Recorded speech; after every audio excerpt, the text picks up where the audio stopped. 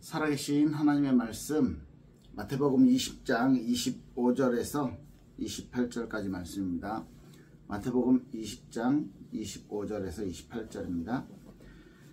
예수께서 제자들을 불러다가 이르시되 이방인의 집권자들이 그들을 임의로 주관하고 그 고관들이 그들에게 권세를 부리는 줄 너희가 알거니와 너희 중에는 그렇지 않아야 하나니 너희 중에 누구든지 크고자 하는 자는 너희를 섬기는 자가 되고 너희 중에 누구든지 으뜸이 되고자 하는 자는 너희의 종이 되어야 하리라. 인자가 오신 것은 섬김을 받으려 함이 아니라 도리어 섬기려 하고 자기 목숨을 많은 사람에게 대속물로 주려 함이라. 아멘. 네, 예수님이 전혀 세상의 원리와는 다른 이야기를 하고 있습니다.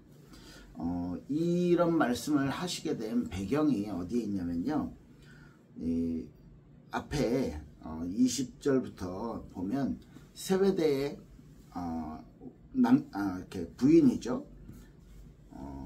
그 요한과 야고보의 어머니가 어머니 살로메가 이렇게 이야기합니다. 이 살로메는 뭐 예수님 십자가에 달렸을 때도 그렇게 예수님을 따라왔던 예수님의 죽음을 준비하고 예수님의 장례를 함께 준비했던 믿음이 좋은 분인데요.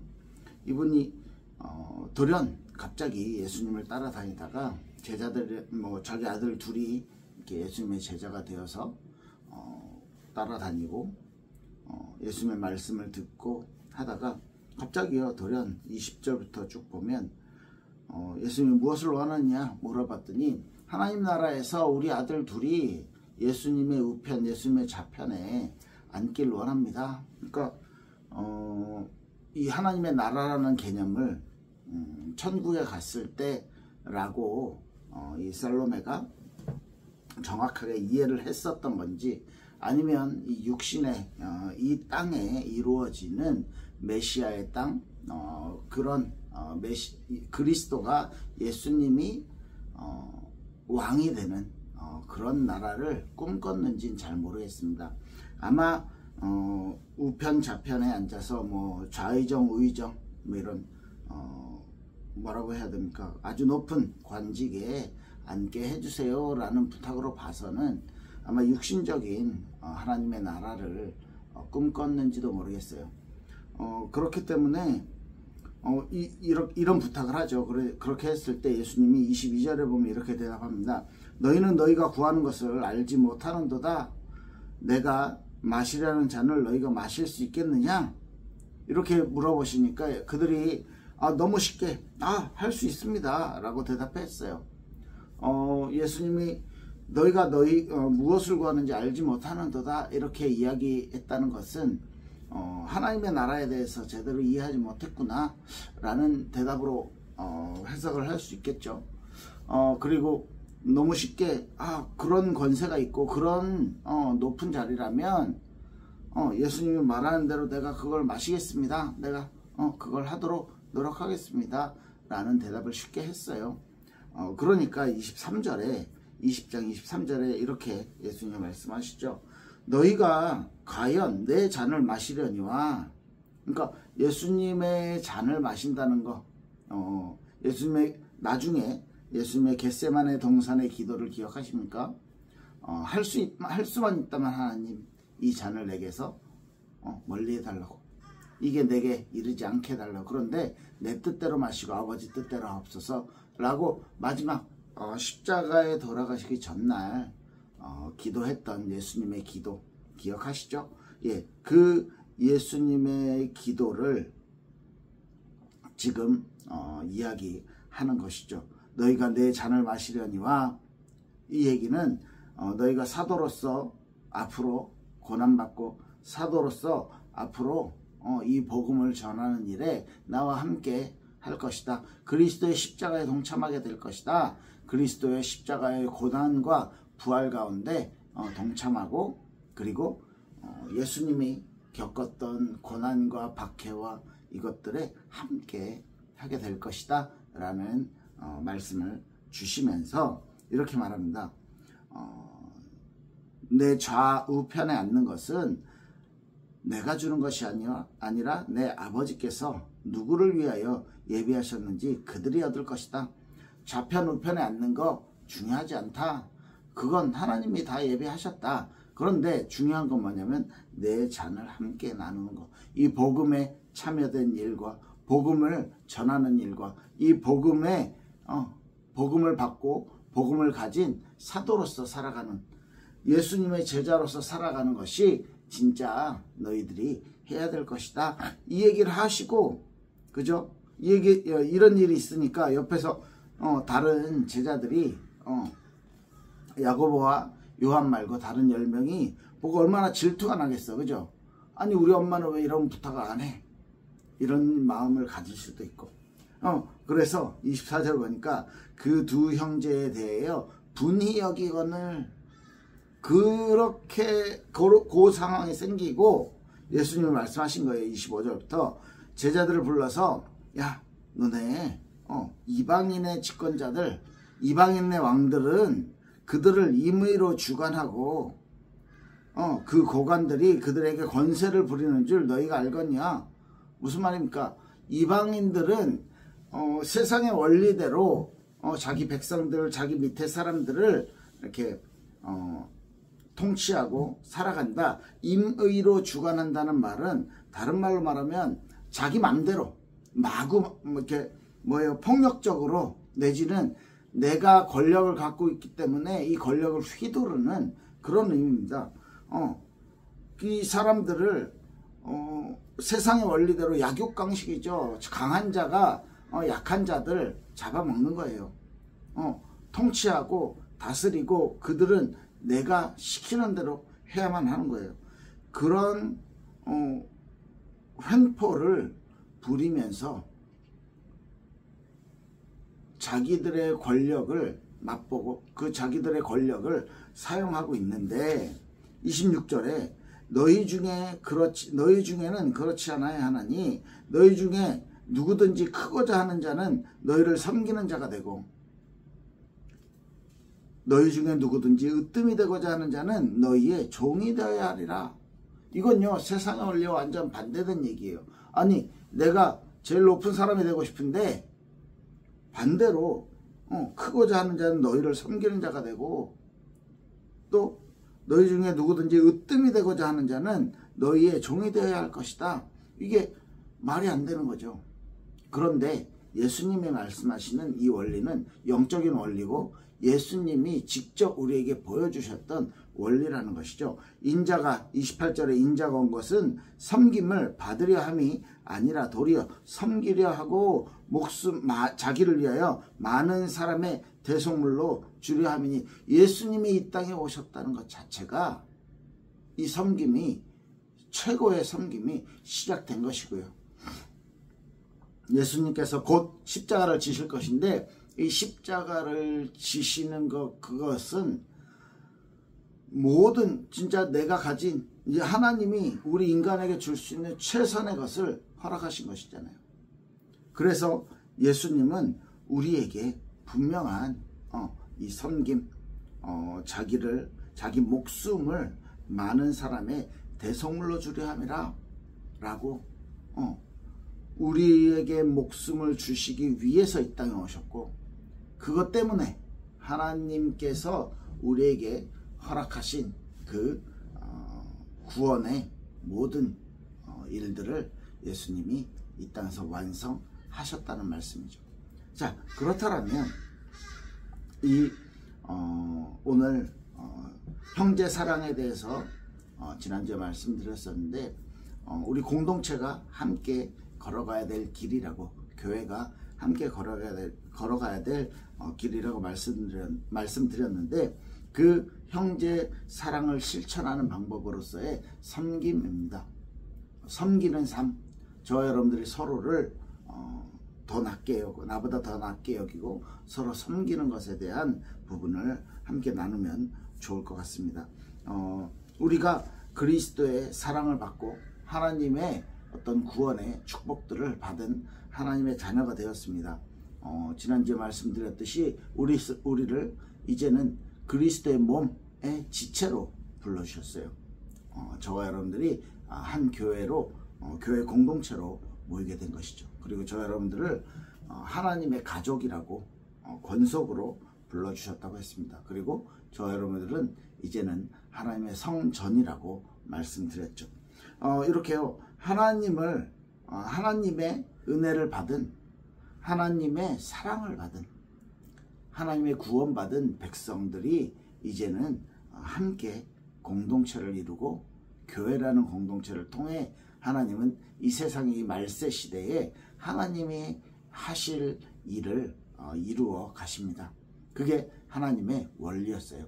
그게 하나님의 이 세상을 복음화시키는, 하나님의 구원을 이 세상에 알리는 방법으로서 하나님께서 막 특별한 기적을 일으키셔서 하나님이 특별하게 이렇게 막 모든 사람에게 막 이렇게 기적적으로 뭐 꿈을 꾼다든지, 뭐 당장 내일부터 교회 안 나가면 뭐 전부 다 몰살당하는 뭐 이런 환상을 보여준다든지, 이런 걸 통해서요, 사실은 하나님은 금방 그죠? 세계복음화를 이루실 수 있으십니다.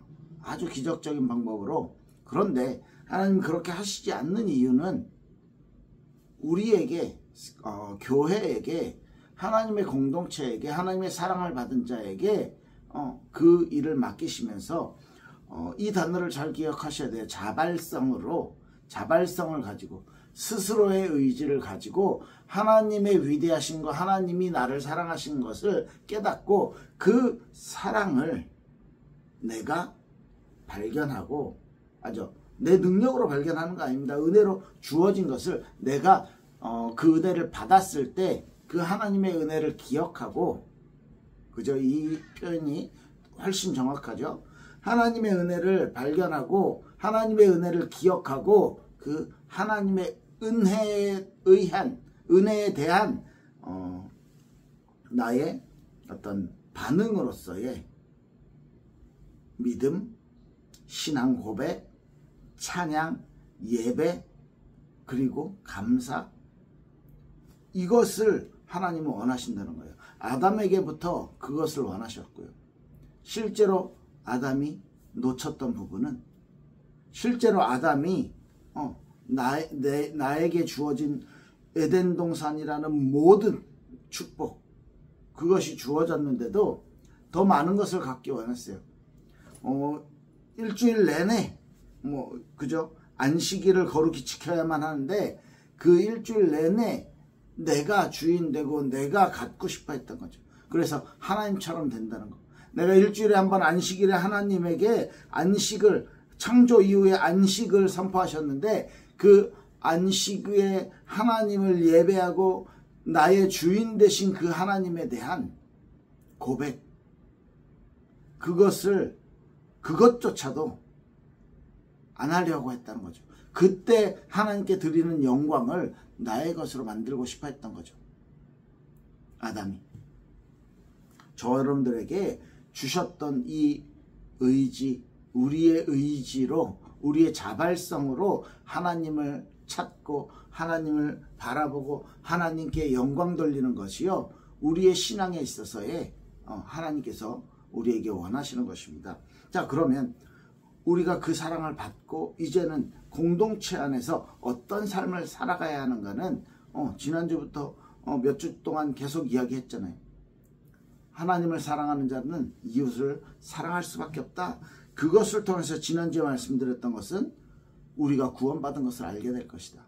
형제를 사랑하지 않는 것은 보이지 않는 형제를 보이는 형제를 사랑하지 않는 것은 보이지 않는 하나님도 사랑하지 않는 것이다. 그래서 그 구원이 이미 구원에 대해서 부정합니다. 그 사람은 죽은 것이라고요. 지금 저와 여러분들에게 주시는 하나님의 음성을 정확히 들으시길 바랍니다. 심지어 구원의 기준까지도 우리의 삶으로 나타나는 하나님의 사랑을 말하고 있는 것이죠. 자, 그래서 우리가 사랑하자 이렇게 말하는 것은 쉬워요. 그런데 진짜 사랑하고 사랑하는 법을 우리가 말씀을 통해서, 우리의 삶을 통해서 배워야 한다는 것입니다. 이게 나의 어떤 천성이 되도록, 새로운 나의 캐릭터가 되도록, 그게 하나님의 사랑을 받은 저와 여러분들의 삶의 방법이 될 것입니다. 우리의 성장을 통해서 우리가 사랑을 알고 그 사랑을 깨달으면 고린도전서 13장에는요 어린아이 같은 일을 온전한 것을 보고 나면, 하나님의 완전한 사랑을 깨닫고 나면, 이런 뜻이죠. 어린아이를 버렸다. 어린아이처럼 생각하지 않고 어린아이처럼 이제는 굴지 않는다. 어린아이가 자기 눈앞의 것만 바라보고 떼쓰고 울고 하듯이 하지 않고 장성한 사람이 되어서 이제는 어린아이를 버리고 완전한 것을 바라보고 하나님의 것을 붙잡고 그것을 따라갈 수 있게 된다는 말이죠. 요한복음 3장 16절을 보면 아주 기독교의 진리에 대해서 명쾌하게 이야기하고 있습니다. 아마 요한복음 3장 16절을 잘 모르는 분은 없을 거예요. 교회 다니면서 한 번도 잘 못 들어본 적은 없을 거예요. 하나님이 이 세상을 사랑하사 뭐예요? 독생자를 우리에게 주셨으니 이는 저를 믿는 자마다 멸망하지 않고 영생을 얻게 하려 하심이라. 너무 좋은 말씀이죠. 네, 하나님이 우리 이 세상을 사랑하셨기 때문에 예수님을 이 세상에 보내셔서 십자가에 달려 죽게 하시기까지 우리를 사랑하셨습니다. 그 사랑을 인해서 우리가 멸망하지 않고 영원한 생명을 얻게 되었습니다. 구원을 말합니다. 그런데요, 아주 비슷한 요한 1서 3장 16절은 이렇게 말해요. 그가 우리를 위하여 목숨을 버렸으니 우리가 이 사랑을 알고 우리도 형제를 위하여 목숨을 버리는 것이 마땅하니라. 우와, 요한복음 3장 16절은 은혜가 되잖아요. 와, 하나님이 나를 사랑해서 내가 하나님의 은혜를 받아서 멸망하지 않고 생명을 얻게 된다. 우와, 좋다. 그런데요 요한 1서 3장 16절은 그가, 예수님이죠, 우리를 위해 목숨을 버렸으니 우리가 이로써 사랑을 알고 내가 죽어야 되는데 나 대신 죽어주신, 나 대신 죽고 부활하신 그 예수님이 나를 멸망해서 생명으로 지옥에서 생명으로 옮겨주신 그 예수님을 통해서 우리가 그 사랑을 알고 어떻게 해요? 형제를 위하여 목숨을 버리는 것이 마땅하니라. 하나님의 사랑을 깨달았으면 형제를 사랑하는 것, 예수님이 우리를 사랑한 방법대로 우리가 형제를 위해 목숨을 내어줄 수 있을 정도로 사랑하는 것이 뭐라고요? 대단하다가 아니고 마땅하니라. 우와, 여러분들 이 말씀이 너무 은혜가 되십니까? 아니, 수긍은 되죠, 그죠? 그래, 그렇게 살아야지. 근데 난 그렇게 하기 힘들어. 나는 잘 못할 것 같아 라는 생각이 먼저 드시지 않으십니까? 우리가 하나님의 사랑을 받았다는 것은 그리스도 안에서 새로운 환경, 새로운 관계, 새로운 방법이, 삶의 방법이 생긴다는 것이에요. 다른 종류의 삶을 추구해야 된다는 것입니다. 그리스도의 방법으로 공동체의 삶을 살아가야 된다는 것입니다. 그 이야기는 무슨 말이냐면 세상의 기준과 세상의 방법, 아까 말했던 집권하고 폭력적으로 내가 원하는 것을, 내가 윗사람이니까, 내가 파워가 있으니까, 내가 능력이 있으니까, 내가 권세가 있으니까, 내가 입장이 너보다 높으니까 내 맘대로 할 거야. 횡포를 하는 것이, 그리고 자기 이익을 취하는 것이 세상의 원리고 세상의 방법인데 그렇지 않고 너희가 높은 자가 되려면 크고자 하는 자는 섬기고 으뜸이 되고자 하는 자는 종이 되어야 할 것이다. 왜? 예수님 말은 내가 너희를 위해 목숨을 바치지 않았냐. 너희를 섬기려고 왔고 너희를 위해 목숨을 드리려고 오지 않았냐. 나처럼 해라. 어떻게 말하는 제자들과 어떻게 말하는 살로메에게 우리 아들 예수님 오른쪽에 왼쪽에 하나씩 앉혀서 그 권세와 그 부귀와 영화를 누리게 해주세요 라고 부탁하는 사람들에게, 그 제자들에게 이렇게 이야기하는 거죠. 예수님이 제일 밑에서, 세상의 원리는 피라미드겠죠. 이렇게 지도자가 있고 밑에 많은 사람들이 그 밑에서 이렇게 일을 할 것입니다. 그런데 기독교의 사랑의 원리는 역삼각형입니다. 그래서 예수님이 그 가장 밑에서 가장 희생하고 가장 사랑해 주셨던 모습으로 우리를 섬기고 있다는 것입니다. 진짜 좋은 교회는 이 섬김을 실천하는 교회라고 생각합니다. 서로 형제들을 섬기고 리더가 섬기고 섬김의 도를 아는 그런 교회, 우리 일본 본교회는 그런 교회가 되길 진심으로 축복합니다. 사실 특별하고 대단한 사람이 할 수 있는 거 아니냐라고 생각을 하실 것 같은데 그렇지만은 않아요. 이것은요, 예수님의 사랑을 받았기 때문에 가능합니다. 예수님의 사랑을 받았으면 말씀을 통해서 하나님을 알아가고 기도를 통해서 내게 주어진 사랑과 또 내가 이젠 흘려보낼 그 사랑을 알게 되는 것입니다. 예배를 통해 그 사랑을 주신 하나님을 깊이 있게 누릴 때 우리 또한 형제를 사랑하고 하나님의 이 복음을 전하고 이 세상으로 흘려보낼 수 있게 될 것입니다. 그런데 마지막으로 경계해야 될 것이 있어요. 주의해야 될 것이 있어요. 무엇일까요? 내가 이렇게 사랑했어. 내 교회에서 내가 이렇게 많이, 심지어 그 자기의 받은 사랑을 흘려보내는 그 일을 가지고 이제는